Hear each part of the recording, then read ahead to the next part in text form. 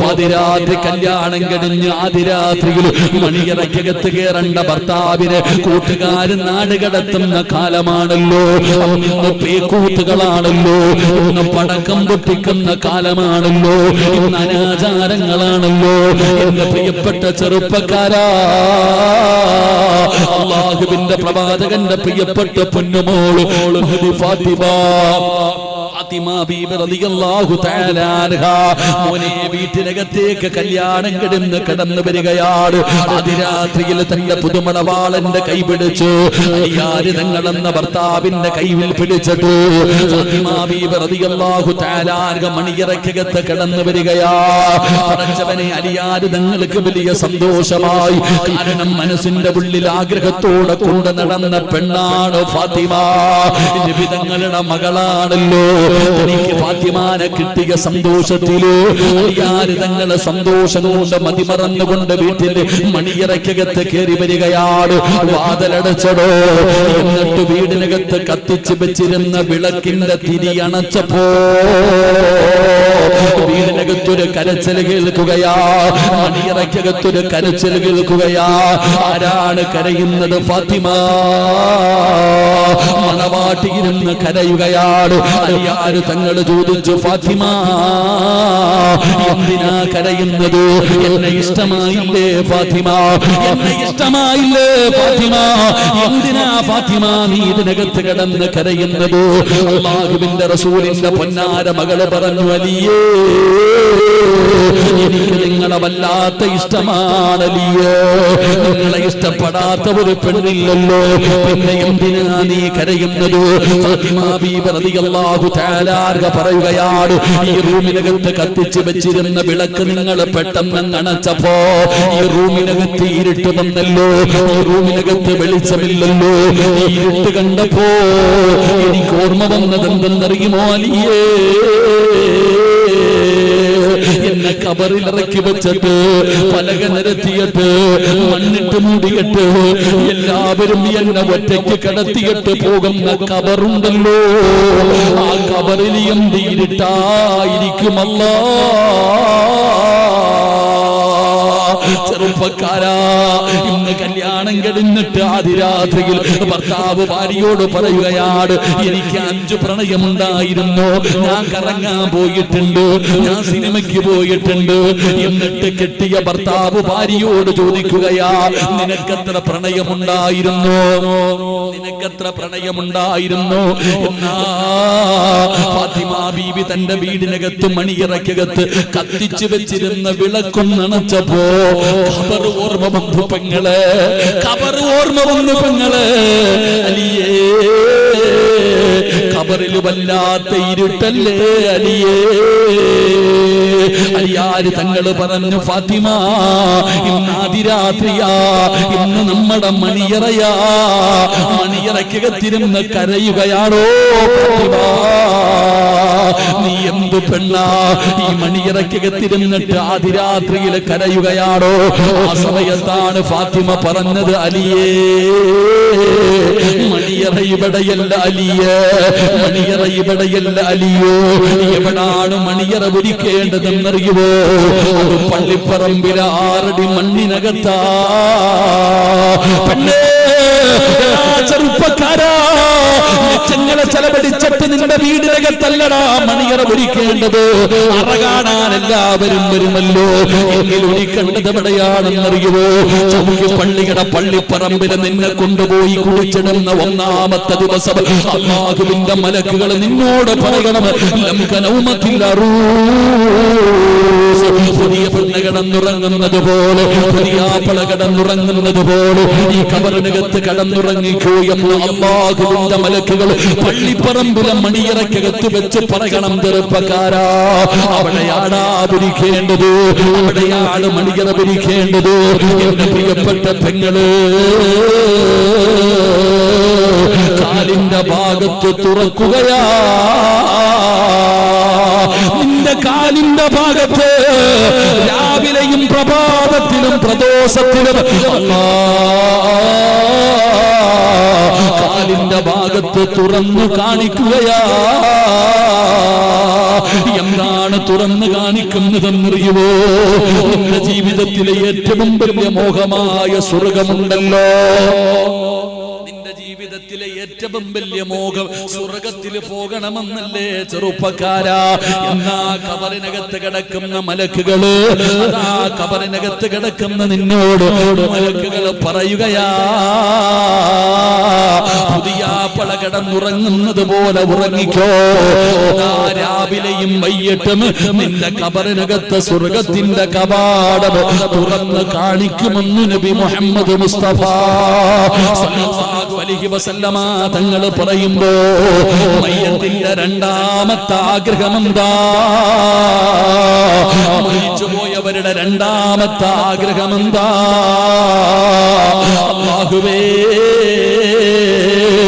ഈ കബറിനകത്ത് അല്ലാഹു എനിക്ക് തന്ന ഈ പ്രതിഫലം എന്റെ കുടുംബക്കാരോടൊന്ന് പറയാ പറ്റിയിരുന്നെങ്കിൽ.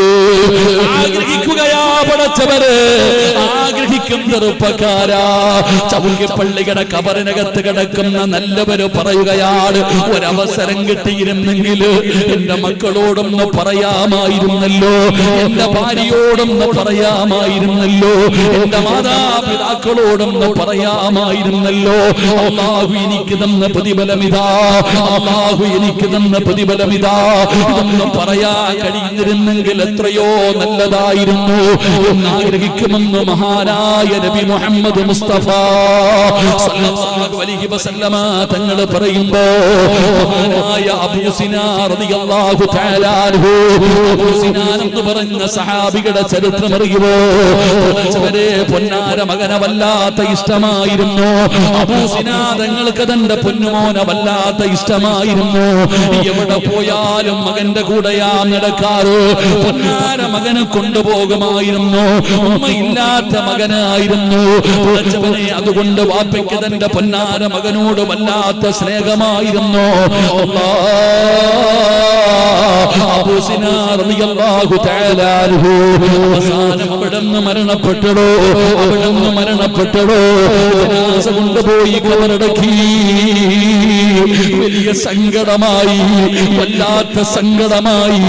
ഞാൻ എന്റെ ഉപ്പയുടെ കബറിന്റെ ചാരത്ത് നിന്ന് വരൂല. അവിടെ ഇരുന്നു കൊണ്ട് പിതാവിനെ പിരിയാ പറ്റാത്ത സങ്കടത്തില് അബൂ സിനാൻ റളിയല്ലാഹു തആല അൻഹു പടച്ചവനെ വാപ്പയുടെ കബറിന്റെ ചാരത്തിരുന്ന് കരയുകയാ.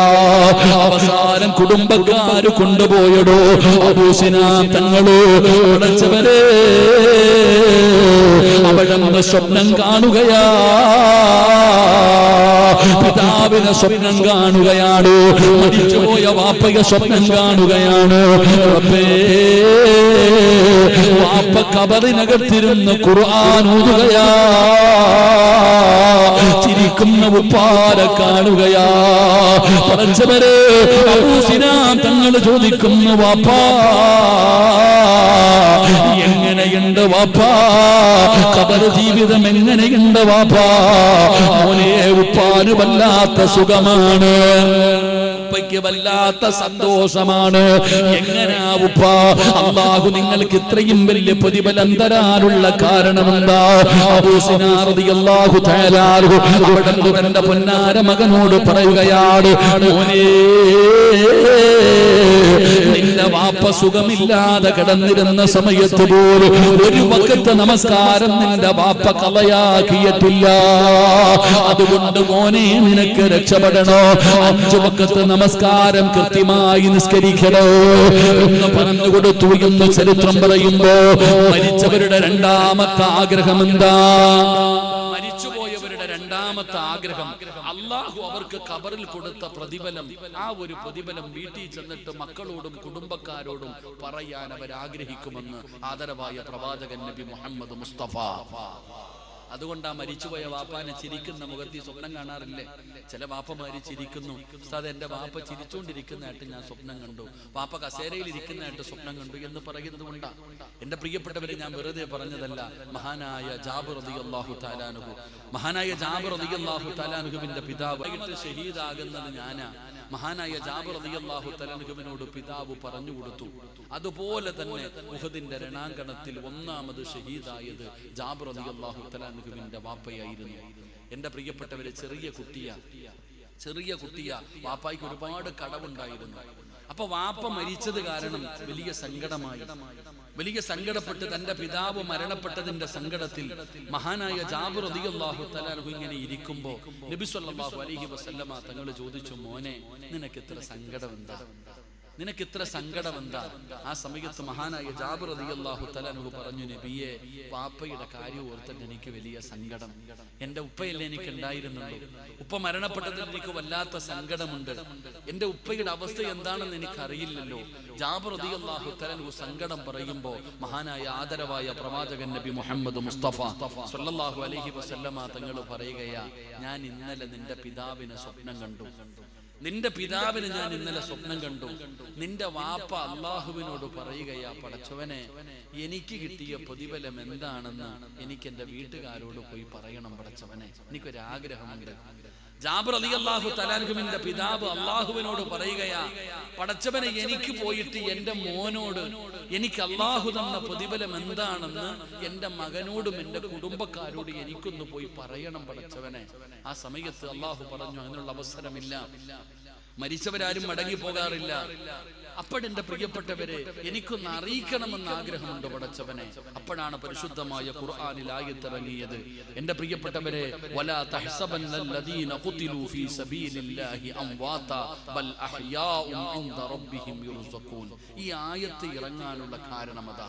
മഹാനായ ജാബിർ റളിയല്ലാഹു തആല അൻഹു പറയുകയാ, എങ്കിൽ എനിക്ക് അല്ലാഹു തന്ന പ്രതിഫലം എന്താണെന്ന് എന്റെ കുടുംബക്കാരോടെങ്കിലും എനിക്കൊന്ന് അറിയിക്കണമെന്ന് പറഞ്ഞപ്പോൾ അല്ലാഹുവിന്റെ ഖുർആനിൽ ആയത്തിറങ്ങി, വലാ തഹ്സബന്നല്ലദീന ഖുതിലൂ ഫീ സബീലില്ലാഹി അംവാതാ ബൽ അഹ്യാഉൻ ഇൻദ റബ്ബിഹിം യുർസഖൂൻ. അല്ലാഹുവിന്റെ ദീനിന്റെ മാർഗ്ഗത്തിൽ ഷഹീദായവർ, എന്റെ പ്രിയപ്പെട്ടവരെ, അവർ മരിച്ചവരല്ല, അവർ അല്ലാഹുവിന്റെ അടുക്കൽ ജീവിച്ചിരിക്കുന്നവരാണെന്ന് അല്ലാഹുവിന്റെ വിശുദ്ധ ഖുർആൻ. അല്ലാഹു നമുക്ക് ഈമാൻ നൽകുമാറാകട്ടെ. അപ്പൊ ഞാൻ പറഞ്ഞു വന്നത്, മരിച്ചുപോയ മയ്യത്തിന്റെ രണ്ടാമത്തെ ആഗ്രഹം അല്ലാഹു അവർക്ക് കൊടുത്ത പ്രതിഫലം എന്താണെന്ന് കുടുംബക്കാരോട് ചെന്ന് പറയാൻ അവരാഗ്രഹിക്കുമെന്ന് ആദരവായ പ്രവാചകൻ നബി മുഹമ്മദ് മുസ്തഫ അല്ലാഹു നമ്മുടെ മരണപ്പെട്ടു പോയ നമ്മുടെ മാതാപിതാക്കൾ, കൂടപ്പുറപ്പുകൾ, അല്ലാഹു അവരുടെ ഖബറിടം വിശാലമാക്കി കൊടുക്കുമാറാകട്ടെ. അല്ലാഹു അവരെ സ്വപ്നത്തിൽ ഒന്ന് കാണാൻ അല്ലാഹു നമുക്ക് ഭാഗ്യം തരുമാറാകട്ടെ. അല്ലാഹു അവരെ ഒന്ന് കാണാനുള്ള ഭാഗ്യം തരുമാറാകട്ടെ. മരിച്ചവരെ സ്വപ്നം കണ്ടിട്ടുള്ളവരൊക്കെ ഒന്ന് കൈവക്കിക്കേ. ആരെങ്കിലും മരിച്ചുപോയവരെ സ്വപ്നം കണ്ടിട്ടുണ്ടോ? അപ്പൊ ബാക്കിയുള്ളവരൊന്നും ഇല്ലേ? ഒന്ന് കാണണം ചങ്ങാതി. കാണണമെങ്കിൽ വെറുതെ കാണാൻ പറ്റുമോ? കാണണമെങ്കിൽ അവരോട് നീ എന്തെങ്കിലുമൊക്കെ കരുണ കാണിക്കണം, ഒരു ബന്ധമുണ്ടാകണം, എങ്കിലേ മരിച്ചവരെ നമുക്ക് സ്വപ്നം കാണാൻ കഴിയൂ. അള്ളാഹു നമ്മുടെ കുടുംബത്തിൽ മരിച്ചവർക്ക് സ്വർഗം നൽകുമാറാകട്ടെ. അള്ളാഹു സ്വർഗം നൽകുമാറാകട്ടെ. മരിച്ചവരുടെ മൂന്നാമത്തെ ആഗ്രഹം എന്താ? 11:30 സമയത്രയായി? നിങ്ങൾ എന്താ ഇങ്ങനെ ഇരിക്കുന്ന? സമയത്രയായി? 11:30 ആയില്ലേ? നിർത്തിക്കൂടെ? ഞാൻ 11:30 നിർത്താന്ന് ആദ്യമേ പറഞ്ഞില്ലേ? 11:30 ഞാൻ എന്റെ വഴുത് നിർത്താന്ന് പറഞ്ഞില്ലേ? ഇനി ഞാൻ വഴുത് പറഞ്ഞ എന്റെ വഴുതിന് എന്ത് വിലയാടുമല്ലേ? പറഞ്ഞ വാക്ക് പാലിച്ചില്ലെങ്കിൽ പിന്നെ എന്നാ വഴുത? ഉസ്താദ് പറഞ്ഞ വാക്ക് പാലിക്കാത്തവനാണെങ്കിൽ പറഞ്ഞിട്ട് കാര്യമുണ്ടോ? അല്ലാഹു നമുക്ക് ഈമാൻ നൽകുമാറാകട്ടെ. എന്ത് വേണം? പറയണോ നിർത്തണോ? പറയണോ നിർത്തണോ? എന്ന് കൈവക്കിക്കേ. താത്താമാര് നോക്കിക്കേ. വളയും മോതിരൊക്കെ ഉണ്ടോ നോക്കിയതാ. അല്ലാഹു നമുക്ക് ബർക്കത്ത് ചെയ്യുമാറാകട്ടെ. ഒരു 3 ദിവസം ഞാൻ ഇരുന്നോട്ടെ. ഇപ്പൊ ദിവസം അയ്യടോ, ഇരിക്കുന്നതിനൊക്കെ ഒരു പരിധിയില്ല. നിങ്ങോട്ട് നോക്കിയേ, ഇങ്ങോട്ട് നോക്കിക്കേ എല്ലാവരും. ഇനി ഇവിടെ ഇരുന്നാൽ അവസാനമേ പോകാവൂ. 12 മണി വരെ ഇരിക്കാമെന്ന് ഉറപ്പുള്ളവരിയ്ക്കുക. ഇടയിൽ പോകണമെന്നുള്ളവർ മിണ്ടാതെ പൊക്കം. ആരും തിരിഞ്ഞു നോക്കരുത്, ഒരാൾ പോലും തിരിഞ്ഞു നോക്കരുത്. അത്യാവശ്യമുള്ളവർ പോകട്ടെ, ബാക്കി എല്ലാവരും എഴുന്നേറ്റ് കസേര എടുത്തുകൊണ്ട് മുമ്പോട്ട് പോകാം. അപ്പന സ്വന്തം കാര്യം.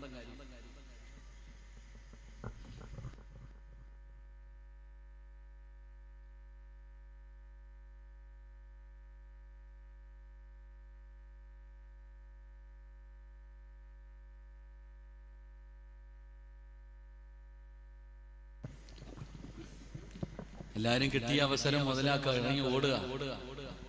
ഉസ്താദ് ഇറങ്ങി പോകാൻ പറഞ്ഞപ്പോ ഓടുക. പാവങ്ങൾ പൊക്കോട്ടെ, അസ്രായേൽ വരുമ്പോ എങ്ങും പോകാൻ പറ്റത്തില്ലല്ലോ, ഇപ്പോഴല്ലേ ഇറങ്ങി പോകാൻ പറ്റും. എവിടെ ഓടിയാലും ഓടുന്നതിനൊരു പരിധിയില്ലേ. എവിടെ പോയാലും അസ്രായേൽ വരുമ്പോ മിണ്ടാതെ കിടക്കുക. അപ്പൊ ഓടാനൊന്നും പറ്റൂല. പോകുന്നവര് പോകട്ടെ. അല്ലാഹു ബർക്കത്ത് ചെയ്യുമാറാകട്ടെ. അല്ലാഹു ബർക്കത്ത് ചെയ്യുമാറാകട്ടെ. എന്റെ പ്രിയപ്പെട്ട സഹോദരങ്ങളെ, മരിച്ചുപോയവരുടെ മൂന്നാമത്തെ ആഗ്രഹം എന്താ? മരിച്ചവരുടെ മൂന്നാമത്തെ ആഗ്രഹമല്ല, അവര് ഖിയാമത്ത് നാളാകാൻ ആഗ്രഹിക്കുമെന്ന് മഹാനായ നബി മുഹമ്മദ് മുസ്തഫ സല്ലല്ലാഹു അലൈഹി വസല്ലമ തങ്ങൾ പറയുകയാണ്. മരിച്ചുപോയവരുടെ മൂന്നാമത്തെ ആഗ്രഹം എന്തെന്നറിയുമോ? അല്ലാഹുവേ, ഖിയാമത്ത് നാളായാ മതിയായിരുന്നു പടച്ചവനെ, മഹ്ശറയായാ മതിയായിരുന്നു പടച്ചവനെ. അവര് സ്വർഗം കണ്ട് കിടക്കുകയാണ്, സ്വർഗം കണ്ടുകൊണ്ട് കിടക്കുകയാണ്. അവർക്ക് സ്വർഗത്തിൽ പോകാൻ ആഗ്രഹമായി, അവർക്ക് സ്വർഗത്തിൽ പോകാൻ ആഗ്രഹമായി. രാവിലെയും വൈകിട്ടും വാതില് മാത്രമേ തുറന്നു കാണിക്കുന്നുള്ളൂ. ആ സ്വർഗത്തിൽ പോകാൻ അവർക്ക് ആഗ്രഹമായി.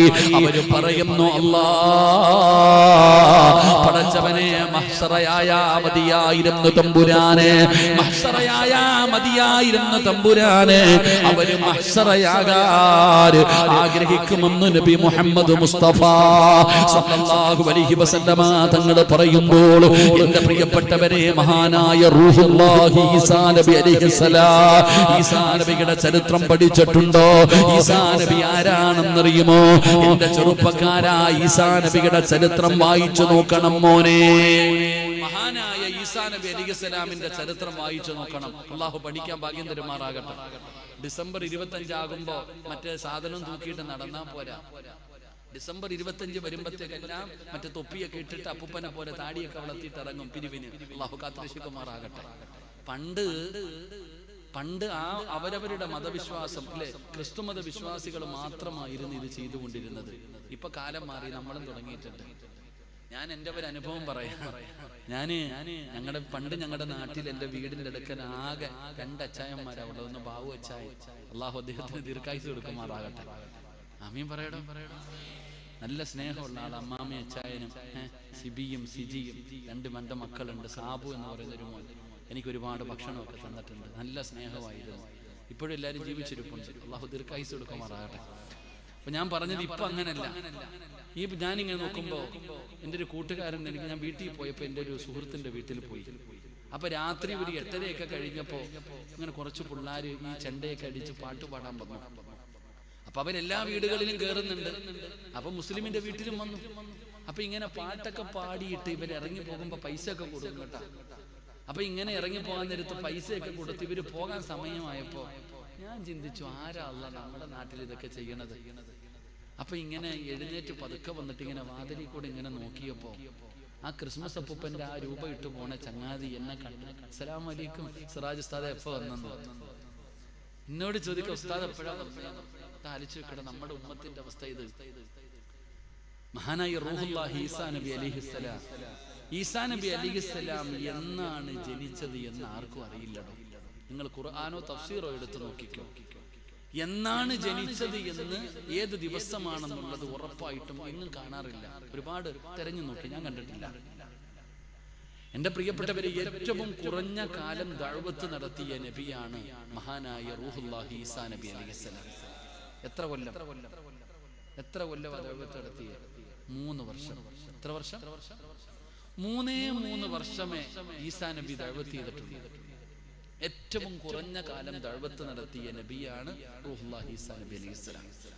അപ്പൊ ഈസാ നബി അലൈഹിസ്സലാമിന് അള്ളാഹു ഒരു കഴിവ് കൊടുത്തിരുന്നു. മരിച്ചവരെ ഇങ്ങനെ ജീവൻ കൊടുക്കും. മരിച്ചവർക്ക് ജീവൻ കൊടുക്കാനുള്ള ഒരു കഴിവ് അള്ളാഹു കൊടുത്തിരുന്നു. അത് അള്ളാഹ് കൊടുത്തതാണ്, അല്ലാതെ നബിയുടെ കഴിവൊന്നുമല്ല.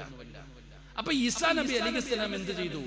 എന്റെ പ്രിയപ്പെട്ട സഹോദരങ്ങളെ, ഈസാ നബി അലൈഹിസ്സലാമിനോട് ഇങ്ങനെ കബറിൽ കിടക്കുന്നവരെയൊക്കെ വിളിച്ചുണർത്തുന്നത് കണ്ടപ്പോ ജനങ്ങൾ പറഞ്ഞു, എങ്കിൽ ഞങ്ങളൊരു കബർ കാണിച്ചു തരാം, അതിനകത്ത് കിടക്കുന്ന ആളെ നീ ഒന്ന് വിളിച്ചുണർത്ത്.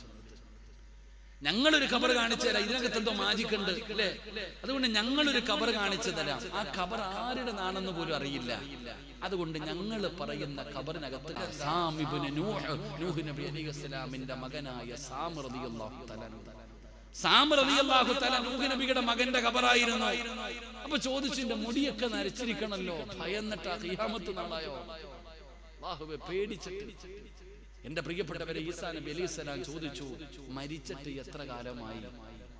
മരിച്ചിട്ട് എത്ര വർഷമായി? 8000 കൊല്ലമായി നബിയെ ഞാൻ മരിച്ചിട്ട്.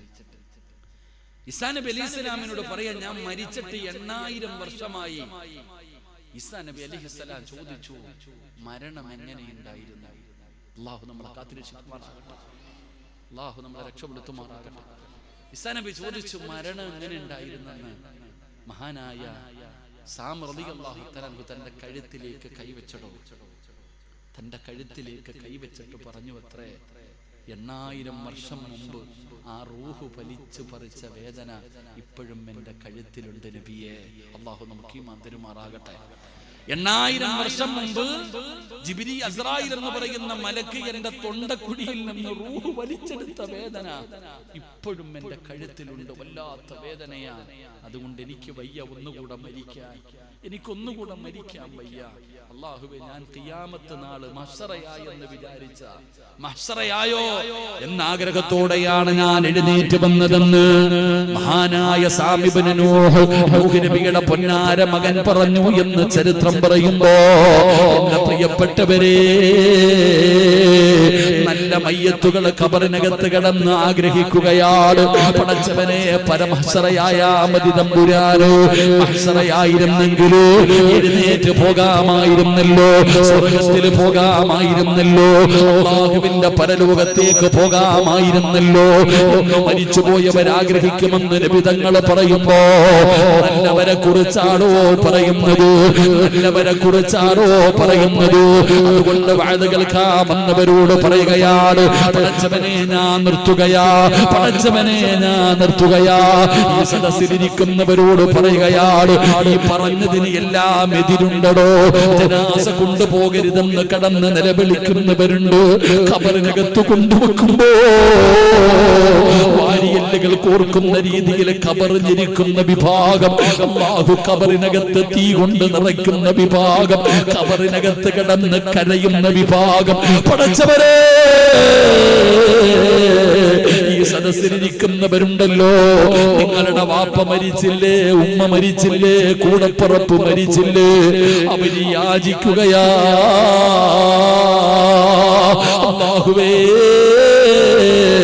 എനിക്കൊരവസരം കൂടെ കിട്ടിയിരുന്നെങ്കിൽ, അല്ലാ, എനിക്കൊരു ചാൻസ് കിട്ടിയിരുന്നെങ്കിൽ ദുനിയാവിൽ പോയിട്ട് നന്മ ചെയ്യാമായിരുന്നു പടച്ചവര്, നല്ല കാര്യങ്ങൾ ചെയ്യാമായിരുന്നു പടച്ചവര്. അവസരമില്ലല്ലോ, അവസരമില്ലല്ലോ. ചെറുപ്പക്കാരാ, ജീവിതം ആസ്വദിക്കാനുള്ളതല്ല മോരെ, നിന്റെ കൺസെപ്റ്റ് തെറ്റാടാ ചെറുപ്പക്കാരാ.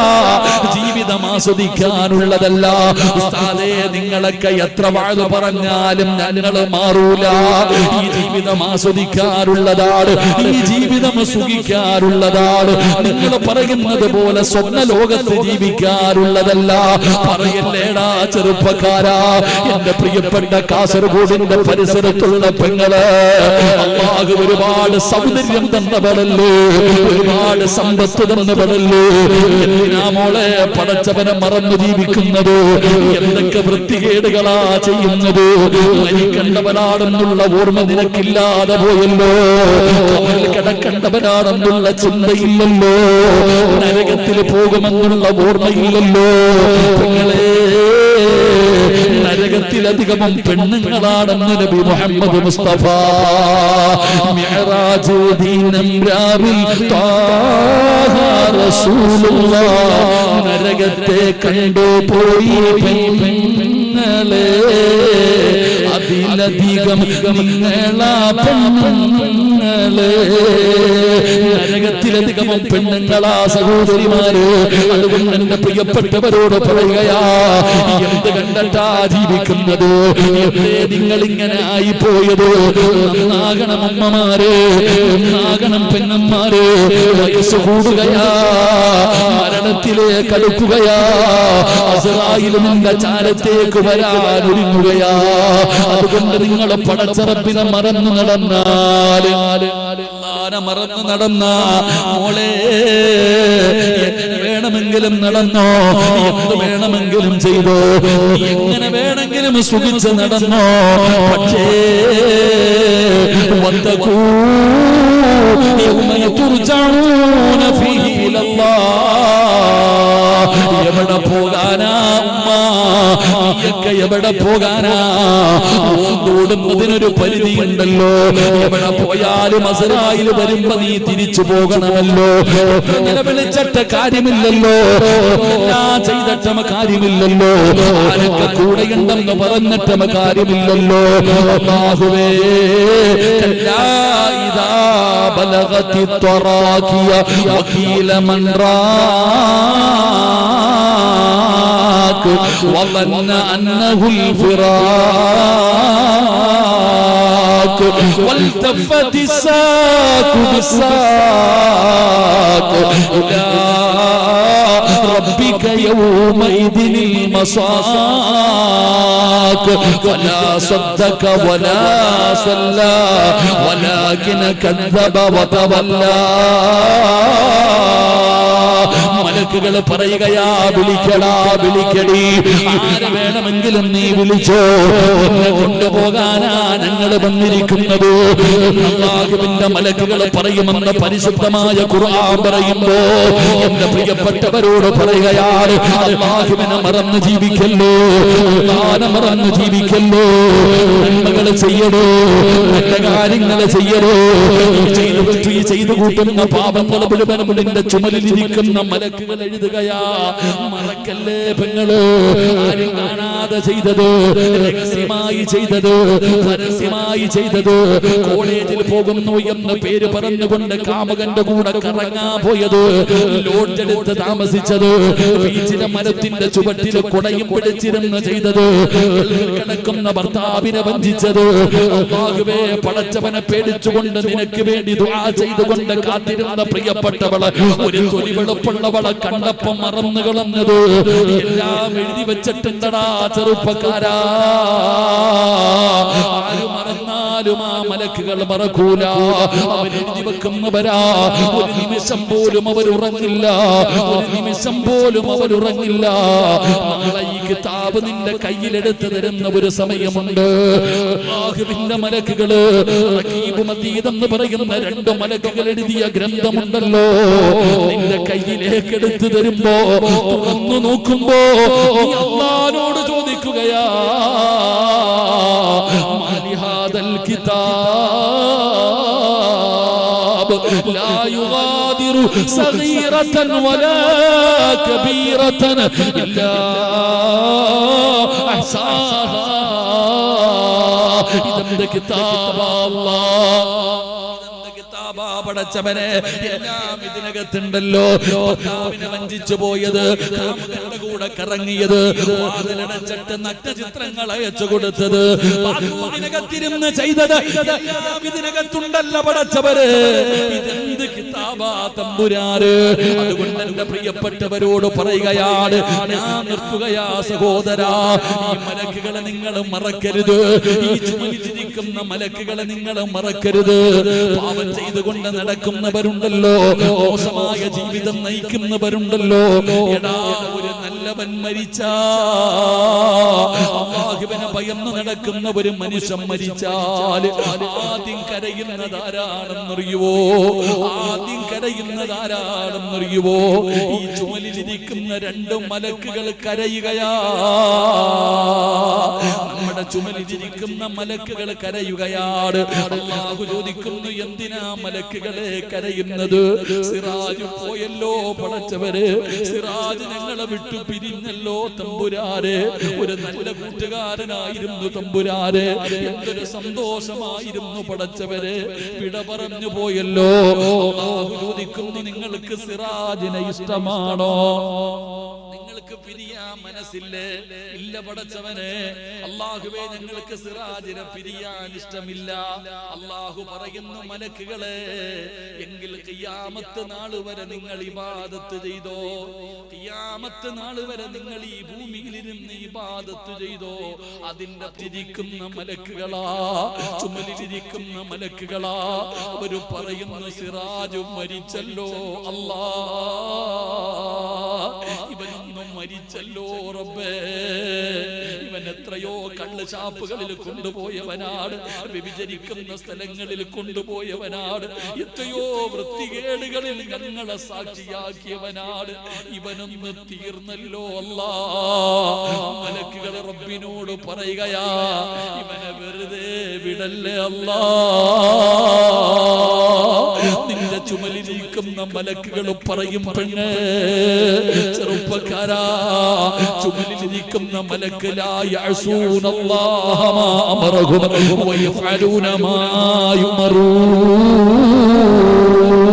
അല്ലാഹുവിന്റെ കൽപ്പനകളെ മാത്രം അനുസരിച്ച് ജീവിക്കുന്ന മലക്കുകളാണ്.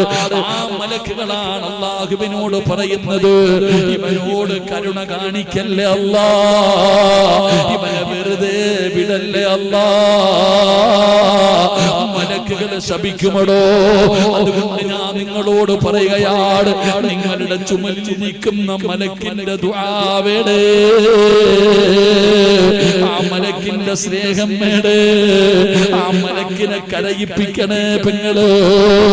അതുകൊണ്ട് എന്റെ ചെറുപ്പക്കാരോട് പറയുകയാ, എന്റെ പ്രിയപ്പെട്ട ചെറുപ്പക്കാരാ, വാശിയല്ലേടാ മോനെ. ഇന്നത്തെ പെൺകുട്ടികൾക്കും ആൺകുട്ടികൾക്കും വല്ലാത്ത വാശിയാണ്, എല്ലാവർക്കും വാശിയാ. എങ്കിലും വാശി വേണം ചെറുപ്പക്കാരാ. ഈ സദസ്സിലിരിക്കുന്നവരോട് പറയുകയാണ്, നിങ്ങൾക്ക് വാശിയുണ്ടെങ്കിലോ, നിങ്ങൾക്ക് വാശിയുണ്ടെങ്കിലോ നിങ്ങൾ പ്രതികാരം ചെയ്യണേ, നിങ്ങൾ പ്രതികാരം ചെയ്യണേ. ആരോടാണ് പ്രതികാരം ചെയ്യണമെന്ന്, പ്രതികാരം ചെയ്യേണ്ടതെന്നറിയുമോ? ആരോടാണ് പ്രതികാരം ചെയ്യേണ്ടത്? എന്റെ പ്രിയപ്പെട്ടവരെ, അന്നല്ലദീ വലദതു ഉമ്മുക ബകിയാ വന്നാസു ഹൗലക യദ്ഹകൂന സുറൂറാ وجهد لنفسك أن تكون إذا بكوا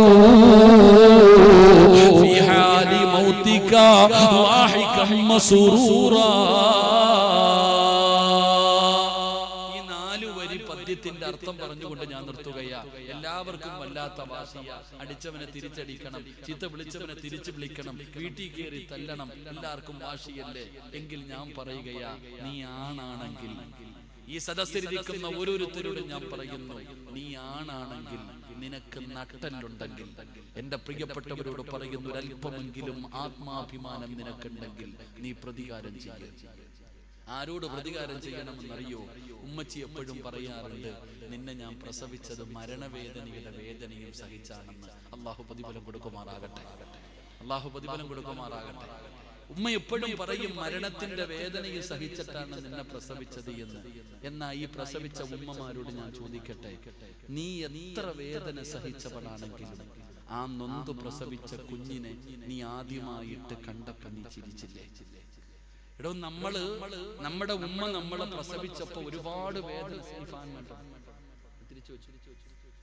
നമ്മുടെ ഉമ്മ നമ്മളെ പ്രസവിച്ചപ്പോൾ എത്ര വേദന സഹിച്ച ഉമ്മയാണെങ്കിലും ഉമ്മ നമ്മളെ കണ്ടപ്പോ ചിരിച്ചു.